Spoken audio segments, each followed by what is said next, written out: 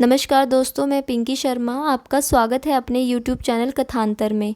आज इस वीडियो में मैं आपको डॉक्टर शोभा घोष जी द्वारा लिखी कहानी, जिसका शीर्षक है अग्निशिंगार, सुनाने जा रही हूँ। इस कहानी में उन्होंने मेवाड़ की महारानी पद्मावती जी के बारे में बताया है। किस प्रकार मेवाड़ की महारानी पद्मावती ने अग्निशिंगार करके मेवाड़ की मान मर्यादा की रक्षा की थी। पद्मिनी अपने श्रृंगार कक्ष में आदम कद दर्पण के सम्मुख खड़ी है। काली घुंघराली अलकें, कमान सी भौहें, खंजन सी आंखें और सौंदर्य की स्वर्ग दीप्ति से प्रकाशित मुखमंडल, रूप की गौरव गरिमा और प्रकाश से दर्पण ही नहीं, पूरा श्रृंगार कक्ष अलौकित हो उठा है। क्या यही वह सौंदर्य है जिसकी सुरभि कश्मीर से कन्याकुमारी तक पूरे देश में फैली हुई है? क्या यही वह रूप है जिसकी गंध पा यवन सम्राट अलाउद्दीन लोलुप भौरे की तरह मेवाड़ का चक्कर काट रहा है? रूप की गंध, मादकता और आकर्षण कभी कभी कितना घातक होता है, कितना जहरीला। रूप राशि पद्मिनी ने अपना चेहरा दर्पण में फिर देखा। उसे अपने सौंदर्य से घृणा हो आई। यह रूप राशि उसके निष्कलंक चेहरे पर, निष्कलुष चरित्र पर कालिक पोत गई है। शिराओं में खून खौलने लगा, आंखें आग उगलने लगी। लगा कि दर्पण के सम्मुख एक जहरीली नागिन फुफकार मार रही है। ज्वालामुखी भभक उठा हो, प्रशांत सागर में ज्वार उठ गया हो। भ्रिकुटियाँ तन गई, नासिका कंपित हुई, भुजाएं फड़क उठी, कमर से कसी कटार अपनी रक्त प्यासी जीवा लपलपाने लगी। पद्मिनी का संपूर्ण शरीर कांप उठा इस कल्पना से, और कितनी घृणित कल्पना। उसके रूप सौंदर्य से आकृष्ट होकर यवन सम्राट ने उसकी प्रिय मातृभूमि पर चढ़ाई कर दी है, और रूप राशि पद्मिनी को प्राप्त करने के लिए उसकी सेना मेवाड़ का घेरा डाले पड़ी है। एक नारी के लिए आज प्रिय मेवाड़ भूमि पर संकट आ पड़ा है और उसकी स्वतंत्रता खतरे में है। एक नारी के सौंदर्य की बलि वेदी पर हजारों वीर अपने प्राणों की बलि चढ़ा चुके हैं। यह सब केवल एक नारी के लिए, केवल एक नारी के रूप के लिए। दुनिया क्या कहेगी और इतिहास क्या कहेगा? पद्मिनी का आरक्त मुखमंडल दर्पण में प्रतिच्छबित हो उठा। विचार श्रृंखलाओं ने क्रोध के आवेग का अवरोध किया। इसी अप्रत्याशित राष्ट्रीय संकट की घड़ी को टालने के लिए पद्मिनी ने आत्मसम्मान से, राष्ट्र सम्मान से समझौता किया था। मेवाड़ की महारानी के प्रति छवि देखकर आक्रमणकारी यवन सम्राट वापस लौट जाएगा। इस घृणित प्रस्ताव पर पद्मिनी ने अपनी स्वीकृति दी थी, पर यवन का विश्वास, आक्रमणकारी का आश्वासन, भोले राजपूतों का कोरा भ्रम सिद्ध हुआ। इतिहास बार बार यही कहता आया है कि देश ने जब जब आक्रमणकारी पर विश्वास किया है, धोखा खाया है। आक्रमणकारी यवन सम्राट को भी दर्पण में पद्मिनी की प्रतिछवि से संतोष न हो सका। वह अपना वचन, आश्वासन भूल बैठा। रूप राशि पद्मिनी को अंकशायिनी बनाने का यवन सम्राट का निश्चय और सुदृढ़ हो गया। मेवाड़ का घेरा और दृढ़ होता गया। दुर्ग का एक एक द्वार हजारों राजपूतों की बलि के बाद टूटने लगा।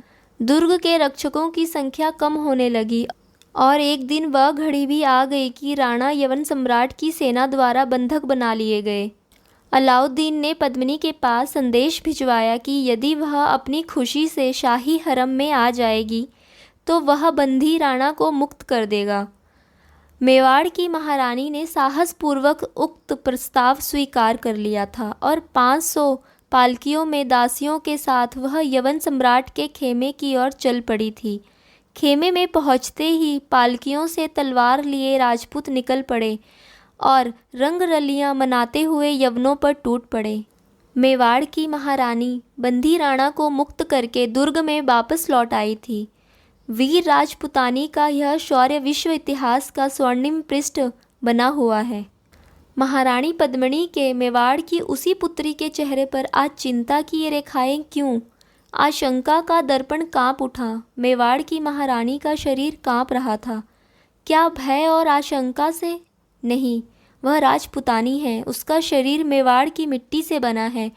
त्याग भूमि मेवाड़ बलिदानी राजपूतों के रक्त से सनी है। मातृभूमि की मर्यादा, पूर्वजों की गौरवशाली परंपरा अक्षुण्ण रहेगी। राजपूतों के जीवन में भय और आशंका के लिए स्थान नहीं है।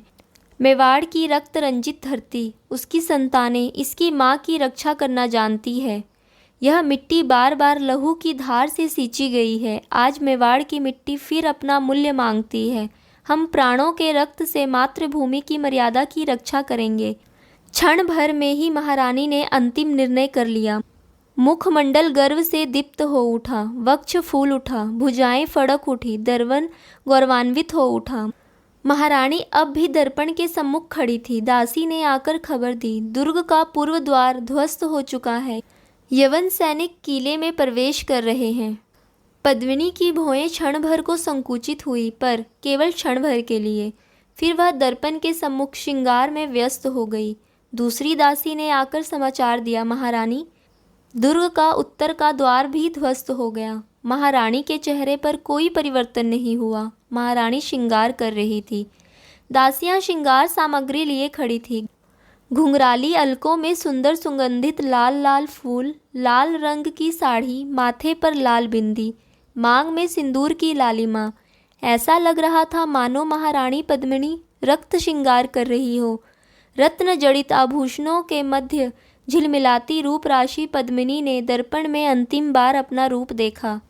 महारानी, यवन सेना अंतःपुर के द्वार तक आ पहुंची है। संदेशवाहिका दासी की बात अनसुनी करती हुई महारानी बोली, चिता तैयार है, मेरा साथ कौन देगा। श्रृंगार कक्ष में एकत्र क्षत्राणियों में हलचल सी मच गई। एक संवेद स्वर फूट पड़ा, मेवाड़ की जय, महारानी पद्मिनी की जय। हम सब आपके साथ चलेंगी महारानी। यवन सम्राट एक भी राजपूत रमणी की परछाई तक नहीं देख सकेगा, मृत्यु के बाद भी नहीं। महारानी पद्मिनी का चेहरा गर्व से उद्दीप्त हो उठा। चिता तैयार हो चुकी थी। महारानी का श्रृंगार समाप्त हो चुका था। दासियों ने महारानी की आरती उतारी, मंगल तिलक लगाया। आगे आगे महारानी पद्मिनी, पीछे पीछे मेवाड़ की वीरांगना, क्षत्राणियों का समूह। देवता इस अपूर्व छवि पर मुग्ध होकर पुष्प वृष्टि कैसे न करे। सामने चिता धधक रही थी। अग्निदेव अट्टहास कर रहे थे। महारानी सीता की अग्नि परीक्षा, पद्मिनी का अग्नि श्रृंगार, गगनचुंबी लपटे मेवाड़ की क्रांति गाथा अनंत अंबर से प्रसारित कर रही थी। तभी एक दासी ने आकर निवेदन किया, महारानी, महाराणा ने मातृभूमि की रक्षा हेतु असंख्य यवनों को मौत के घाट उतारते हुए वीर गति प्राप्त की है। महारानी ने एक दीर्घ श्वास ली। संभवतः वह अब तक इसी समाचार की प्रतीक्षा कर रही थी। महारानी पद्मिनी ने मेवाड़ को, अग्नि देवता को और फिर मेवाड़ कुल केतु महाराणा को प्रणाम किया। महारानी पद्मिनी के जय के नाद से संपूर्ण वातावरण मुखरित हो उठा। मेवाड़ की जय, महारानी पद्मिनी ने दोहराया। एक स्वर्गीय मुस्कान महारानी के अधरों पर खिल गई। दूसरे ही क्षण महारानी प्रज्वलित चिता के बीच कूद पड़ी। गगनचुंबी लाल लपटों ने उन्हें अत्यंत प्रेम से अपनी बाहों में ले लिया। रूप राशि पद्मिनी का अंतिम श्रृंगार, अग्नि श्रृंगार समाप्त हो गया। महारानी के बाद एक एक कर मेवाड़ की ललानाएं चिता में कूदती गई। अंतःपुर खाली हो चुका था। बलिदानी क्षत्राणियों की बात समाप्त हो चुकी थी। सब कुछ समाप्त हो गया, लेकिन मेवाड़ की आन की कीर्ति पताका आकाश में लहरा रहा था। दूसरे दिन यवन सम्राट की सेना ने अंतःपुर में प्रवेश किया तो पाया राख की ढेरी। मुट्ठी भर राख यही अपूर्व लावण्यमयी अद्वितीय सुंदरी पद्मिनी के सौंदर्य का अवशेष था। दोस्तों, मैं आशा करती हूँ यह कहानी आपको अच्छी लगी होगी। इसे लाइक कीजिए, दोस्तों में शेयर कीजिए और इस चैनल को सब्सक्राइब कीजिए।